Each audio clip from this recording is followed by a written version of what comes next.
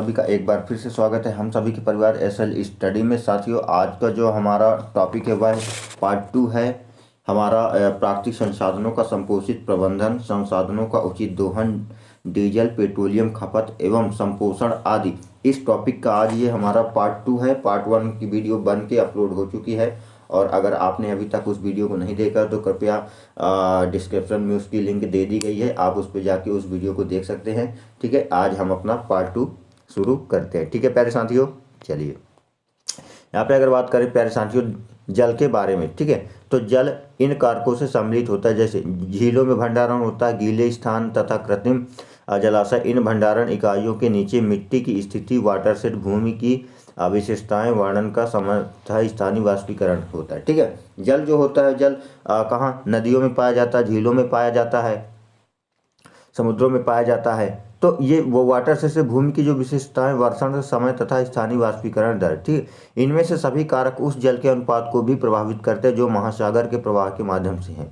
वाष्पीकरण तथा भूमि की उपसतह में रिसाव के माध्यम से खो जाता है। जो जल होता है वह वाष्पीकरण, यानी जब अच्छी गर्मी पड़ती है तो वाष्पीकरण के माध्यम से जल क्या हो जाता है। यहाँ पे अगर देखें कि इस प्रकार ये हमारी पृथ्वी है और यहाँ पे जो है तो ये जल है, और जब वाष्पीकरण होता है तो जल हमारा क्या ऊपर की ओर जाने लगता है। ठीक है, और फिर क्या होता है कि जैसे यहाँ पे अगर हम बात करें, देखिए ये हमारी पृथ्वी है। ठीक है, पृथ्वी पर ये जो है ये हमारा सतह है। अब जल ऊपर भरा तो जल क्या होगा, धीरे धीरे धीरे धीरे ये नीचे की ओर जाएगा, पृथ्वी के क्रोड की ओर, सेंटर की ओर। फिर क्या होगा, यह जो भूमध्य जल होता है, यह जल कहाँ चट्टानों के बीच में जाकर एकत्रित हो जाता है। ठीक है, इसको फिर हम बोरवेल नलकूपों के माध्यम से जो है तो इसको बाहर निकालते हैं। ठीक है, आई होप आपको क्लियर हो गया होगा। फिर आगे बढ़ते हैं।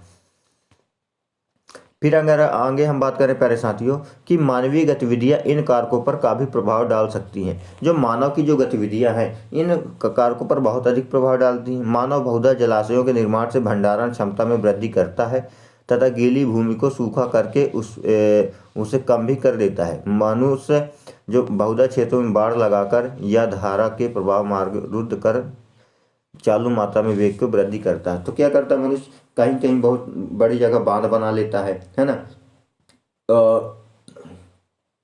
जिसके कारण नदियों का जो जल है, पानी है, वह अवरुद्ध हो जाता है। ठीक है, जिसके कारण क्या होता है, बाढ़ के भी बहुत सारी समस्याएं होती है। ठीक है, वर्षा जल संचयन।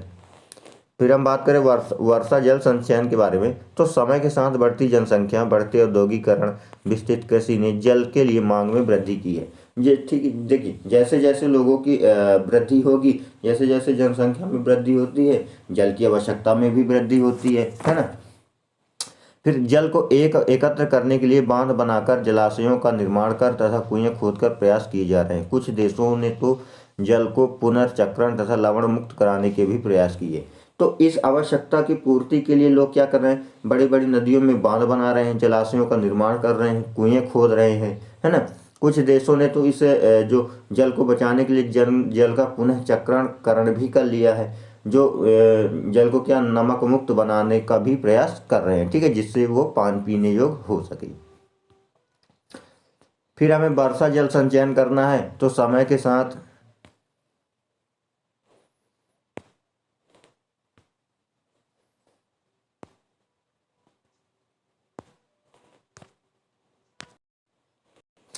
फिर हम क्या करेंगे कि समय के साथ बढ़ती जनसंख्या, बढ़ते औद्योगिकरण, कृषि जल की मांग वृद्धि कर दी है।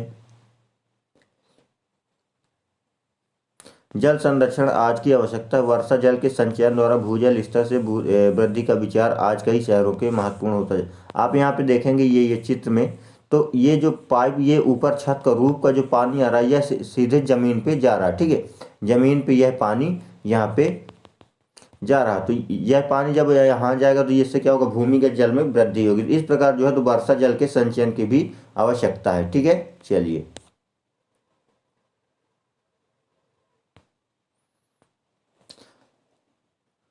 वनों में क्या होता है, जल तेजी से भूमि में समा जाता है क्योंकि पेड़ पौधे इन्हें थाम लेते हैं। यह भूमिगत जल बदले में गुफाओं, झीलों, नदियों तक में चला जाता है। वन संरक्षण का अर्थ है जल ग्रहों का संरक्षण।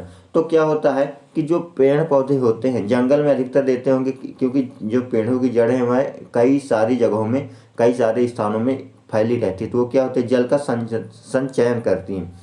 और क्या करते हैं, उस जल को क्या करते हैं, नीचे जमीन के नीचे भेज देती है। उससे क्या होता है कि जो जल का भूमिगत जल का स्तर है वह बढ़ जाता है, और जिसको हम कुओं के माध्यम से, झीलों के माध्यम से, नदियों के माध्यम से हम उसको प्राप्त करते हैं। ठीक है। प्राचीन भारत में लोगों का मानना था कि वन नदियों की माता है। वन क्या है, नदियों की माता है, तथा वे इन जल निकायों के स्रोतों की पूजा आराधना भी किया करते थे। यह जल संरक्षण की एक बेहद ही लोकप्रिय पद्धति बनती जा रही है, विशेषकर शहरी क्षेत्रों में। ठीक है, चलिए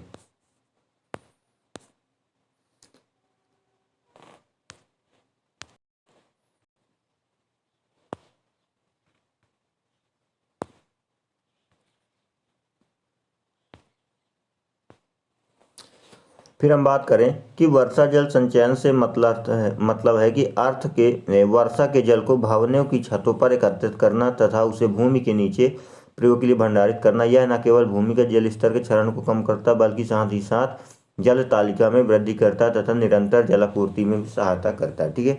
वर्षा जल संचयन तथा कृत्रिम रिचार्जिंग आज बहुत ही कम महत्वपूर्ण मामले बनते जा रहे हैं। भूमिगत जल के स्तर में कमी व सागर के जल की प्रगति को रोकना, अर्थात सागर के जल की भूमि की ओर आने से रोकना व वर्षा के मौसम के दौरान जल सतही संरक्षण प्रबंधन करना ही अति आवश्यक है।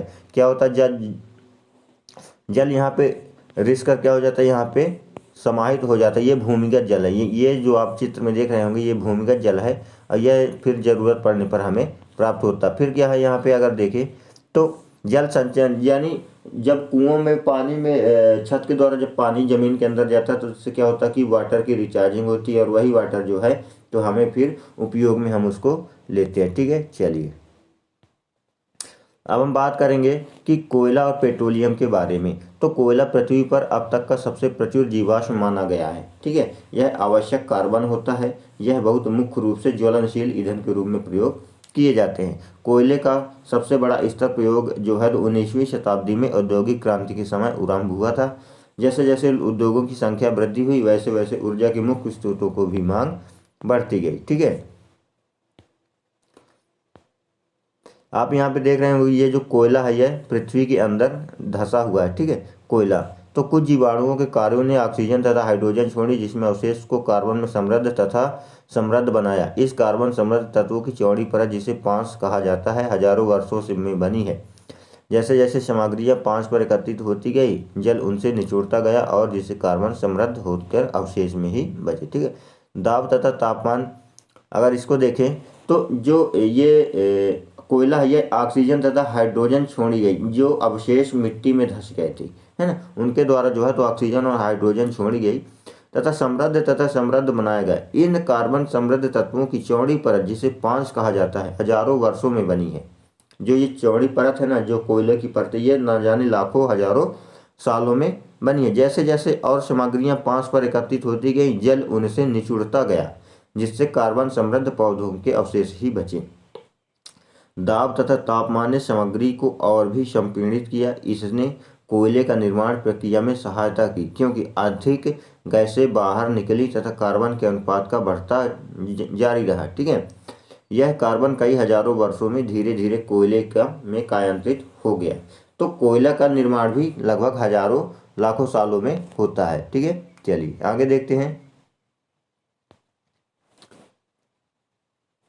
कि पेट्रोलियम पृथ्वी के आवरण के कुछ क्षेत्रों में उच्च स्तरों छिद्रयुक्त चट्टानों संरचनाओं में पाया जाता है। पेट्रोलियम के ज्ञात संरचनाओं का अनुमान लगभग 1.2 ट्रिलियन बैरल माना जाता है, जबकि एक अनुमान के अनुसार यह 3.74 ट्रिलियन बैरल है। इस समय इसकी खपत लगभग 84 मिलियन बैरल प्रतिदिन अथवा 31 मिलियन बैरल प्रतिवर्ष है।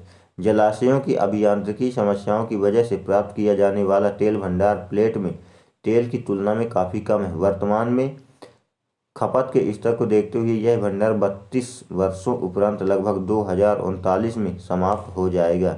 यानी जो पेट्रोलियम के खपत की जो चुकने की जो अनुमान लगाया जा रहा है कि यह वर्ष 2039 तक में यह पूरी तरह से समाप्त हो जाएगा। ठीक है, चलिए फिर देखें अगर हम यद्यपि आने वाले आने वाले वर्षों में तेल के ही ऊर्जा के मुख्य स्रोत रहने का अनुमान है। वहीं ऊर्जा विकास के अन्य विकल्प जैसे ऊर्जा, पवन ऊर्जा, व्योमनट ईंधन और फोटोवोल्टिक, परमाणु ऊर्जा, हाइड्रोजन या तैलीय पत्थरों में तेल के तैलीय रेत की तेल वृद्धि कर सकते हैं। ठीक है, चीन व भारत जैसे विकासशील देश जो क्योटो प्रोटोकॉल के बाहर है, इनसे प्रचुरता के कारण कोयले के उपयोग में वृद्धि हो सकती है। ठीक है,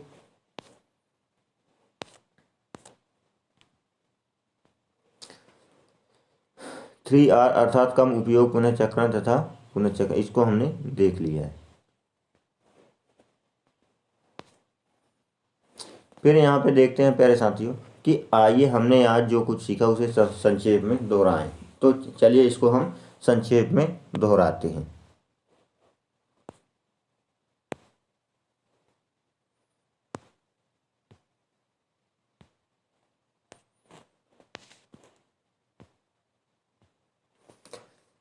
तो किसी भी अर्थव्यवस्था का अधिकतर प्रगति प्राकृतिक संसाधनों जैसे कोयला, तेल व गैस आदि से आती है। वन एक जटिल परिस्थिति है जिसमें अधिकतर बच्चे होते हैं जो जीवन के प्रारूपों की रक्षा के लिए एक अंतर्रोधी का निर्माण करते हैं। खाद्य तथा कृषि संस्थान FAO ने ऐसी भूमि को वन के रूप में परिभाषित किया जिसने 10% से अधिक वृक्षों का क्या होता आच्छादन होता है या समान भंडार स्तर होता है यह तथा 0 हेक्टेयर से अधिक हो। उपोष्ण तथा उष्णकटिबंधीय वन क्षेत्रों में वनस्पतियों तथा प्राकृतिक संसाधनों के विभाजित होते हैं। अशोक महान ने वनों तथा समस्त वन्य जीवों की रक्षा के लिए सर्वप्रथम वन उद्यान का गठन किया था। किसने किया था? सम्राट अशोक ने। ठीक है, अंग्रेजों ने संरक्षित वन खंडों की स्थापना केवल शिकार के उद्देश्य से की थी। जल की प्राकृतिक रूप से पूर्ति वर्षण द्वारा होती है। यह महासागर में प्रवाह, वाष्पीकरण तथा भूमि की उपसतह में रिसाव के माध्यम से हो जाता है। ठीक है, खो जाता है। वर्षा जल संचयन से अर्थ है कि वर्षा के जल को भवनों की छतों पर एकत्र करना तथा इसे भूमि के नीचे प्रयोग के लिए भंडारित करना। कोयला पौधों का उपचार क्या है? उत्पाद होता है। मुख्यतः यह उन वृक्षों तथा हजारों वर्ष मृत पाए जाते हैं। ठीक है, जिसके कारण यह इस प्रकार कोयले का निर्माण होता है। आई होप साथियों आपको पूरा क्लियर कॉन्सेप्ट में आया होगा। फिर मिलेंगे नए वीडियो के साथ, तब तक के लिए जय हिंद।